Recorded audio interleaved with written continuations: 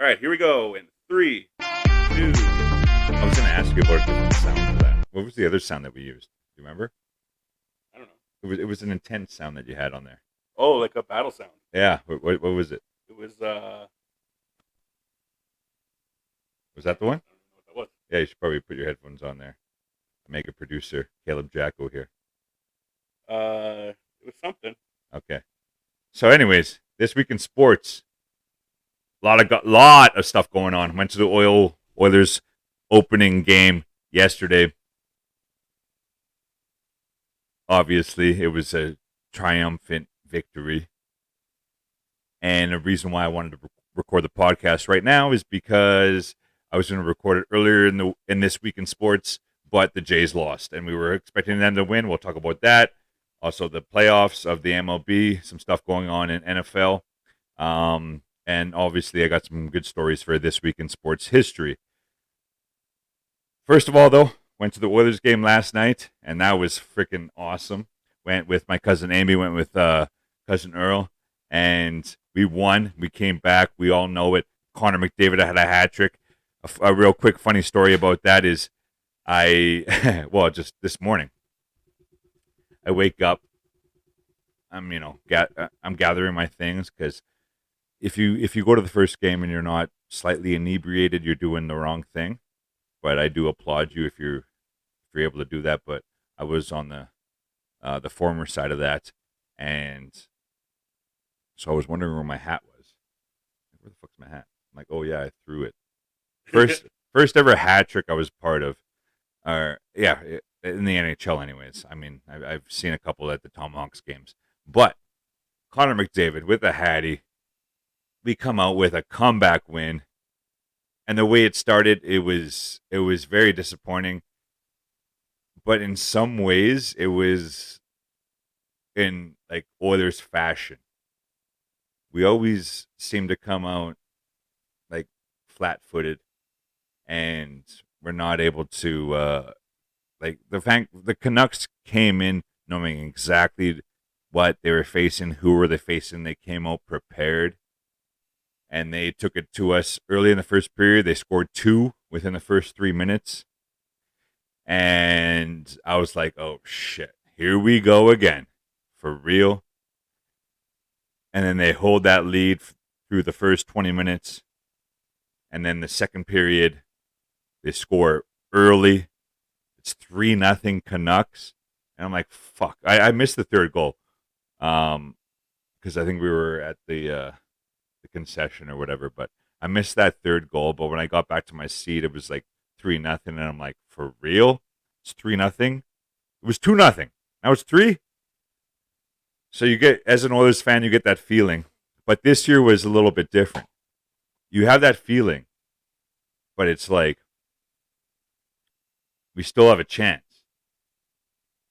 We still have a chance. So sure enough,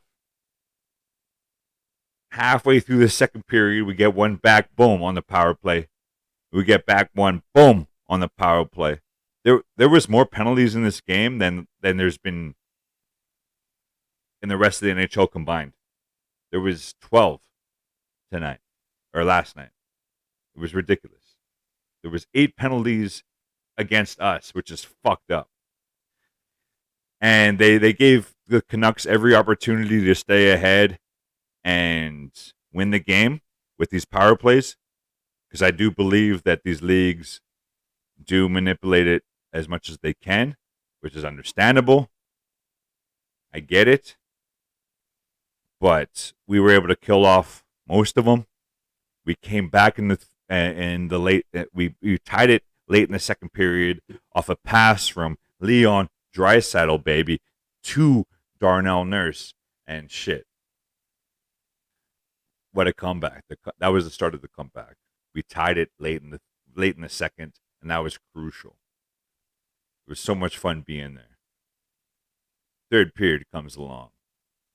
Connor McDavid. It was tied the whole period. Connor McDavid comes up, less than 6 minutes left, brings it into the offensive zone, shoots, saved. He picks up his own rebound, because why wouldn't he? And he fucking drains it.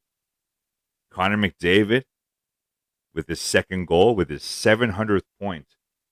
Sixth fastest player to ever reach 700 points. And he did it in 488 games. That's Connor McDavid for you. And you want to know the list that's in front of him? This list includes, yes, give him some love, Studio On. Until you kidding me. This should be a standing ovation. 700 points already. 700, Caleb. What?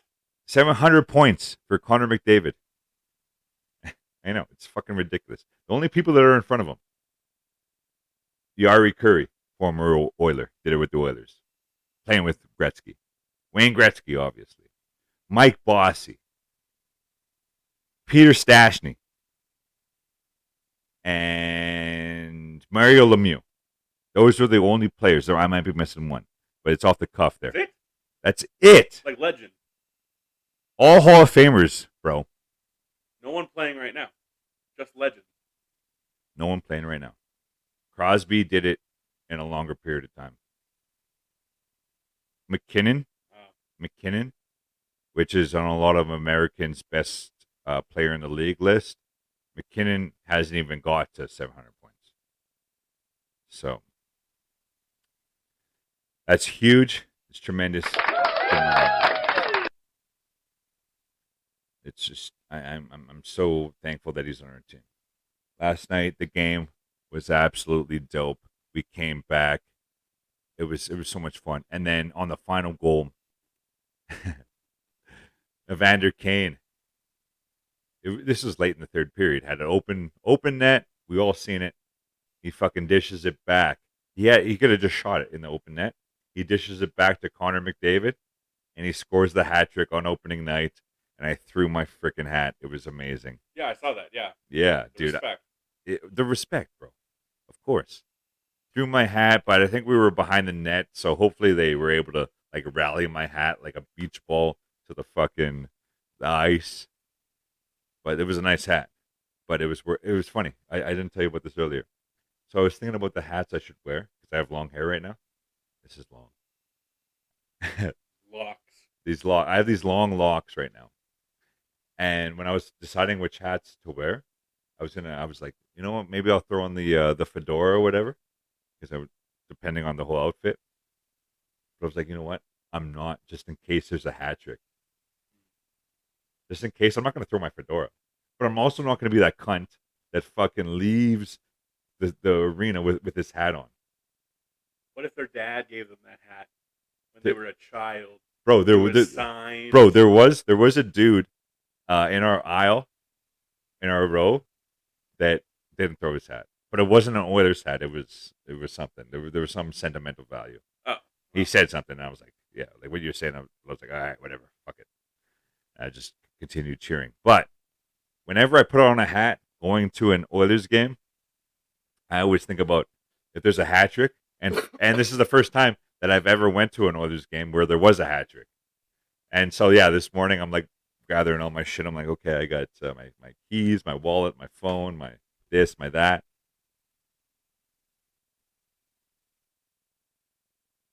My hat. Where the fuck's my hat? Oh, yes. It's in the Oilers dressing room. Or I went to the Oilers dressing room. Was that black hat? It was that black hat. A really nice hat. I don't think that was my hat. That's the one I wear. That wasn't your Oiler hat. It was a nice hat. Because you got a big head. But you know what size that was? That was literally a size 8 hat. Is that big? Yeah. Yeah. Size 8. They don't make bigger than size 8 unless you order it. Yeah, when I go to hat stores, I just try them on until one finally fits. You don't even know your hat size? It's big. Mine's 7 3/4. Mine's probably 8. That thing was a little snug. For real? Yeah. This guy's got a fat fucking head. Bony. Yeah. No, that's my producer. He's got a big nog, and that's why he's able to do this. So I threw that, and it was well worth it. First ever hat trick. So, studio audience, raise to your feet. Give what an incredible game. And there was some other moments in there that I'll talk about in private because those were fun. I don't want to make it public. So the Oil take the first game. McDavid with 4 points. Draisaitl with 3. McDavid with the hattie, and it was a hat well spent. That hat was actually given to me too, so it wasn't even a thing. Also, this week in sports, I did some more announcing. I just want to talk about it briefly. I did some announcing for Indian Relay. Yes. And it was my first time ever doing and like play. I guess I don't know if you call it play by play in horse racing, but it was like live action commentary for horse racing, and that too felt like super natural doing that. It was kind of a good way to get into it because it was just Team Alberta versus Team Saskatchewan for Indian Relay. If you don't know what, and you're watching and you don't know what Indian Relay is, look it up. It's the most exciting, exhilarating, extreme sport, and I really believe that it's going to be the newest big sport in North America, maybe in the world. It's horse racing, but there's one rider, there's three horses. That's it. So the rider jumps off of one horse, Bareback. and it's bareback. He jumps off one bareback horse and hops onto another bareback horse for another lap. It's the most extreme shit you ever seen. So look out for Indian Relay. That might have been the last event of the season because, I mean, it's getting colder. It's getting to Caleb's birthday. It's fucking. It better not be fucking snow. I swear. Because if there's snow next weekend, then it's all over. Because next weekend are E-Town riots. Ain't gonna be no snow. It's like plus 20. It's nice, but you never know in Alberta, Caleb. You never know in Edmonton. You wake up, you're doing your morning routine around the house. You're like, What the why is it so blue fuck? in here? Yeah. And then you open the curtains, like, what the fuck? We've all had that here in Edmonton, and it's even though it's surprising, it's expected. Actually, I usually learn from our cousin Trish. First thing in the morning. Before I wake up, I'm scrolling on my phone. Well, she's always up early in the morning. She has and she always posts the first snowfall. Yeah. Shout out to cousin And I'm Trish. always like, yeah. And then I don't believe it till I see it, though. You don't want to. No. You don't want to believe it. You don't want to believe it. Like the first snowfall, you don't ever want to believe the last snowfall of the year. But yeah, did Indian Relay there. I forgot what I was going to go on after that, but it doesn't even matter. Other things that we're going to talk about in this episode are the MLB playoffs, a little bit of NFL, some Hockey Canada scandal before we get to this week in sports history. But before we get into the disappointing finale of the Toronto Blue Jays season, I just want to talk about a good experience that I had at the golf course. That's why we got the clubs here. It's almost not golf season. It's almost over, right? And we went golfing last weekend, I should say. On This Week in Sports, during This Week in Sports, we had a sport of ourselves. We went golfing. We were hopeful of the Toronto Blue Jays winning Game 2. Went golfing in the morning. Came back here. Watched Game 2. We're up 8-1.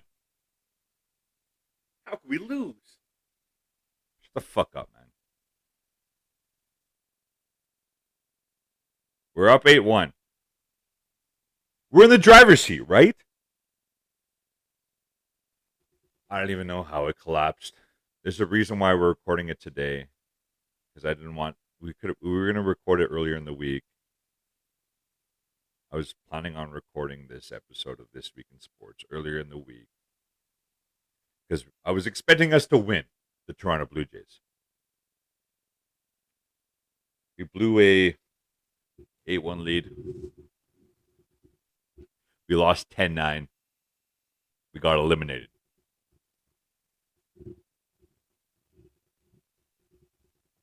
We're not ready. This is my first time saying this, and I'm glad it's on my podcast here. The Blue Jays were not ready. Just like the Edmonton Oilers were not ready 3 years ago. Just like the Oilers were not ready 5 years ago in 2015, or no, sorry, 2016, 2017, 5 years ago, when we made it past the Sharks, played the Ducks, we came and we were one goal away from the conference finals, and then we missed the playoffs after that. We weren't ready. Just like the Oilers played Chicago in the play-in round in the COVID season and lost. We weren't ready. Just like we played fucking Winnipeg in the first round last year in COVID. Not last year, 2 years ago now. And we got eliminated. We got swept. We weren't ready. And then we finally make it. We make a run. I think the Blue Jays are on the same trajectory here as far as we lost in 2020. There was no fans, obviously, and we weren't even playing in Toronto. We were in Buffalo. But we were not ready. And we missed the playoffs last year by one game. Yet we had, I think, the same amount of wins this year, and we made it to the playoffs. And we got eliminated in 2 games. We're not ready. But now that I'm saying that out loud, the Seattle Mariners, how the fuck are they ready? That was the first time this is the first time they've ever made the playoffs in 21, 22 years or some shit. How are they ready? We're not. So, with that said, we're getting ready. We're getting this playoff experience.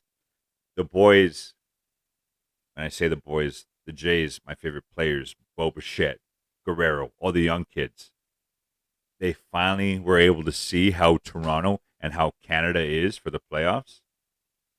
And even though they weren't ready by any means, they at least got to see a city blow up for 2 losing games. So it was Vladimir Guerrero Jr. started the season by saying this is the last year, 21, was the trailer, and this season, 22, would be the movie. I think he should have saved that for this year. Last year was the teaser. The teaser. This is the trailer. This is the trailer. Next season's the movie. Check out this weekend movies that I still want to do. I still want to do that. It'll happen. It'll happen. Yeah. And so, yeah, that's why I didn't record earlier. It would have just been a bummer episode. But I really applaud the Blue Jays for, I don't even know, we got the same amount of wins as we did last year. So, good job not getting worse. so that's why I didn't record an episode earlier. The MLB, though, obviously continues, and I'm just gonna throw some picks out there real quick from the remaining series. The Yankees are gonna probably be my pick out of them and the Guardians. I'll take the Yankees. They are up right now at the time of recording this. They're up 1-0. And today's game got delayed. I was watching the Mariners-Astros game today. First baseball I've watched since the Blue Jays getting eliminated because I was pretty bummed. I was pretty bummed out. I was like, fuck, that sucks. The Blue Jays lost, so I kind of distanced myself from baseball for a little bit because I knew that the Oilers were starting, and thank God they won. Because if they lost, man, I don't even know. This episode might have just been a suicide video. Just kidding. No, dude, I would have hung upside down and let all my blood go to my dome piece, and then give it a shake, and then just call her a day. You're gonna get age restricted. Age restricted, dude. If there's any other under 18-year-olds listening to this, Fucking go tell your mom. Give her my number. You can't say the S word. You got to say unalive. Unalived. Yeah. Opposed to what? The S word. What's the S word? You just said it. The fuck's the S word now? You can't say it. What the fuck is the S word? This would have been an S word video. What the fuck is it? I don't even know what it is. Honestly. Unalive. You're going to unalive yourself. Oh, suicide. You can't say that. Can't say suicide? No, stop saying it. First of all, I would never commit suicide ever in my life because It doesn't matter. You can't say the word. it's a coward's way out, and I'll go on record saying that. Oh, God. What do you mean, oh God? This is my fucking show. I'll say Restart what I the want. whole show. Yeah, it's over. No, just face life. Life can be shitty sometimes. Yeah. No, this is not what this podcast is about. What this podcast is about is me just talking sports because I feel like it. And what I feel like is the Yankees are going to win against the Guardians. Astros go up 2-0 because I was watching the game today. It was a close game. Astros take it 2-0. I was cheering for the Mariners, even though the Mariners eliminated us. Cheating ass, hurting ass, Astros. Yeah, we Assholes. should have a fucking sound board for that. Yeah. We'll get one. Anyways, they're up 2-0. The Dodgers and Padres, they play tomorrow. That's 1-1. I'm taking the Dodgers. And Phillies and Braves, I'm taking the Braves because I like the Braves and fuck the Phillies. That's just how I feel. And they're tied at 1-1. They're also playing tomorrow. So for the record, I'm taking the Braves, taking the Yankees, taking the Dodgers. I'm taking one underdog. I'm taking the Mariners to come back from a 2-0 deficit to win 3 in a row. These are best of 5 series in the ALDS. And we shall see by the next episode how I should probably write down my picks, because you won't remember them. Braves. Yeah, you remember Dodgers, him now. You remember him now. Okay, Mariners. So ATL, right? What was the other one? Braves. Atlanta. Oh, yeah. Atlanta Braves. Yeah. New York Dodgers. New York LA. Yankees. Yeah. NY. And the Mariners. Yeah. All right. Those are my picks. They're on the record. They're in my new fancy notebook. So. Who are the Dodgers? Are you serious? Yeah, what city are the Dodgers from? From Los Angeles, Caleb. I knew that. This guy's a fucking producer of a sports podcast. He doesn't know where the Dodgers are. No, I knew that.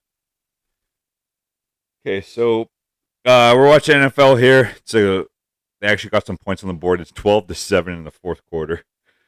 And I had a feeling, if I'm a betting man, I would have took the under because I had a feeling this was going to be a low-scoring affair. My resident NFL expert is not in the house right now. Max Pollen, he's off the grid at the currently. But I have some ideas for next week, Caleb. I'll talk to you about in a bit here. So other NFL news, though, just something I want to just comment on because it's kind of funny, and I don't know if you heard about it, Caleb, but Davante Adams, one of an all-star wide receiver, was leaving the field last week. Plays for the Raiders, used to play for my Green Bay Packers. He was leaving the field. This cameraman was in his way, and he just shoved him to the ground out of the way. And this cameraman pulled out all the stops because he knows, Davante Adams is an all-star. And Davante Adams is charged with assault, and there's obviously going to be some repercussions from that. But I don't know. Get your bag, man. Get your bag. Oh yeah, I know. Obviously, but it wasn't even that much. It was just a little push, but fuck it, right? He was kind of in Buddy's way, Davante Adams' way, but there's no reason why a football player, a professional, should be pushing cameramen. But he was kind of in his way. I don't know. The fact that Adams is getting sued, it's a little much, I think, or getting charged. because it was like, dude, every single game, multiple media people get hit because they're on the sidelines. Well, was the guy hurt? He played it off though. He played that. This is where the people say this kind of some bitch shit. He played it off like he he came off the field with non-life threatening injuries. Yeah. Yeah. Apparently, he might have whiplash and a slight concussion. What? It's like, bro, you just like fell to the ground. Like Yeah. that's part of your job. How powerfully to push someone to give them whiplash? No, dude, he didn't even like tackle him or anything like that. He just like was in his way and he just was kind of jogging and just kind of like went like that, and but he fell on his ass. I fell on my ass a couple days ago. It hurt my ass more than my head, If you live in Canada during the winter, you fall on your ass like once a day. and it's more vicious than what Yeah. that was, literally. But he's trying to get his bag right. It's fucked up. So Devontae Adams, they have the Raiders have a bye week this upcoming week here, so NFL can take their time, giving him some. He's probably gonna get suspended or fined or whatever. I think he got fined. Or it's just something I wanted to bring up. Before I get to this week in sports history, which I got actually a couple fun stories about. Just back to hockey real quick. Hockey Canada. Got to talk on that because I haven't really spoke on that at all. Not that my opinion even fucking matters, but their CEO stepped down, and all their board members are stepping down. And what else do you do? What else do you do? So, in case you didn't know, Hockey Canada, it came to light that Hockey Canada used registration fees that they charge every player. They used that fund of those fees to pay off settlements in court for a variety of things, most predominantly sexual assault cases and such. And it's not a good look on Hockey Canada. And I said it around everyone, and I may as well say it on my podcast here. It comes from the culture, and I think we all know that. And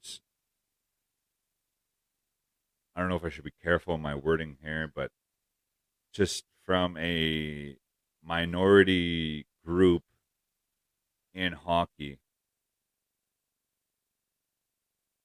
I understand because growing up and still to this day, hockey is a very expensive sport to get into as a youngin, and there is a certain demographic that play hockey just because it's very expensive, and that demographic that I seen, and I'm not breaking news here, is rich people, right? Obviously, richer people than just your everyday folk, um, and they're white, right? I'm not breaking news there. Most people are white that play hockey, and they're so what I'm saying is they're white rich kids. I think for the most part, right? They never had to see struggle or anything. So that mentality, that culture, cultivates certain types of behavior, and I seen it growing up. I'm not trying to make this a fucking statement or anything.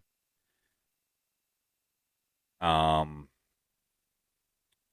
I don't know. I feel like they feel like they're more privileged, and they feel like they can get away with more, and I think that's where these accusations come in. Yeah, just based on where you grow up and the situation you grew up. You don't have to say shit to anyone when you're growing up in that situation. You're like a prince, right? You're a prince. Everything that you do is amazing. Everything that you do is great. So why wouldn't you think that you can um, have your way with whatever? So yeah, I'll keep it at that. That's not what this is about. I love hockey. I love everyone that I play hockey with. Everyone is fucking amazing, right? But there are those fucking d bags that do that type of shit. So I just wanted to put that out there because there are those others. There are people like that. This week in sports history. Before we wrap up, moving on from that, I had that in my notes, Hockey Canada thing, and it fucking sucks because it's like that's our pastime, but it's it's all our pastime. White, black, red, whatever the fuck you want it, right? It's all our pastime. But seeing that from Hockey Canada, it's like fuck. We want excellence. And we don't want griminess. Yeah. Are you kidding me? That's like fuck. Okay, yeah. I'm not making this podcast about that. Okay. So in this week in sports history, Kachuk, Huberto, fuck them. That's it. That's it.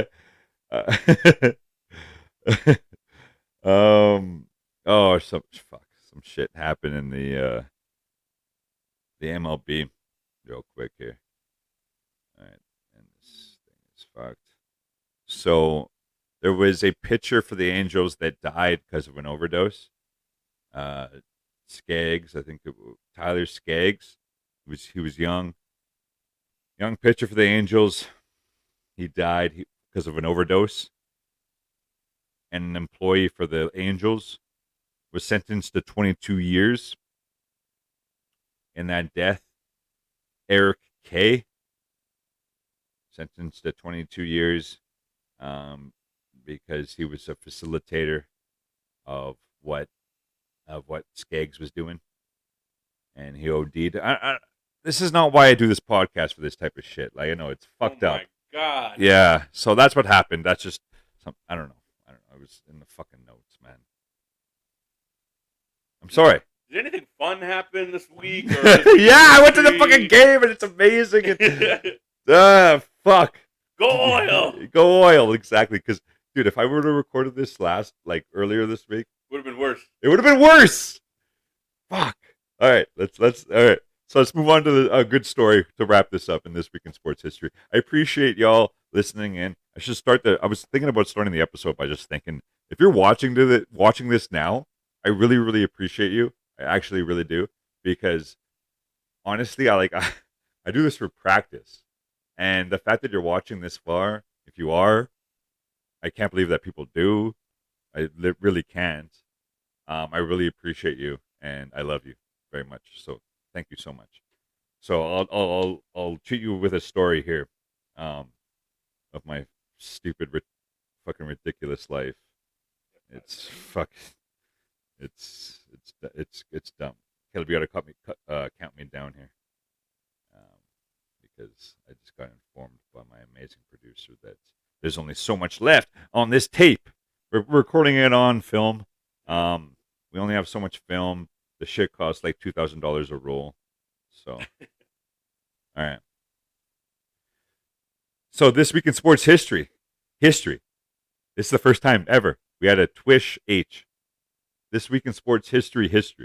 Oh. Yes, last year on October 11th, 2021, in this very studio, we'll call it now, we had Cam Moon, the Oilers play-by-play guy, come through. Was that? Oh, wow. That was a year ago.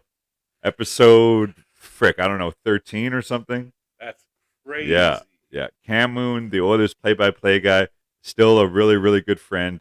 He was on the episode and gave his insight, and we were trying to coordinate a time that we could get him again, to hype this season up, but it just didn't work out. We're all busy people. I'm 30 years old, so I'm busy now.